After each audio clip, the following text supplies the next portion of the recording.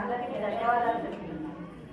ప్రతి ఒక్క కాలనీకి భగవద్గీత నేర్పించడం అనేది ముఖ్య ఉద్దేశం. అలా ప్రతి ఒక్కరికి ఇంట్రెస్ట్ ఉన్న వాళ్ళని కాలనీ అనేది తెలుస్తున్నారు. ముఖ్యంగా ఇప్పుడైతే స్కూల్స్లో ఇది నేర్పించడం అనేది మనం అందరం గర్వించదగ్గ విషయం. సో మనం అందరం ఒక్కసారి రథాలతో వచ్చే క్లాస్తో ఎంతో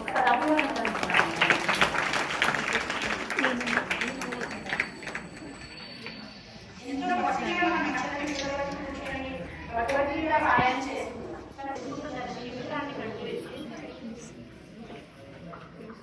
కానీ ప్రతిరోజు తను ఎంత కష్టపడాలని కూడా ఏదో ఒక సమస్య, ఏదో ఒక కష్టం, ప్రతిరోజు సమస్య అనేది ఉంటుంది. అది గమనిస్తున్న కుమారుడు తన తల్లిని అడిగాడు, ఎందుకు వచ్చేవాడు అంటే ఎంతో సంతోషంగా, ఎంత ఆనందంగా వాళ్ళు వస్తారు వెళ్తూ ఉంటారు. ఈ కష్టాన్ని మనకి ఎందుకు అని ఆ పిల్లవాడు ఆ అమ్మని అడగండి.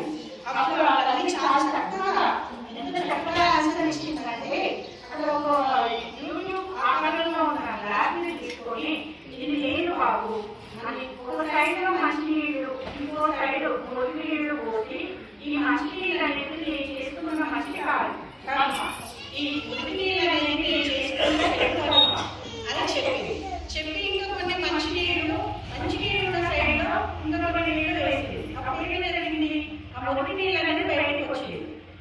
బాగా గమనించు బాబు, ఇది ఏం జరిగింది అనేది ఆలోచించు. ఈ మంచి అనేది నేను ఎప్పుడు చేస్తున్నా, నేను చేస్తున్న కర్మ చెడు కర్మ, పూర్వం కానీ గత జన్మంలో నాకు తెలిసి తెలియజేసిన చెడు కర్మ. ఎటువంటి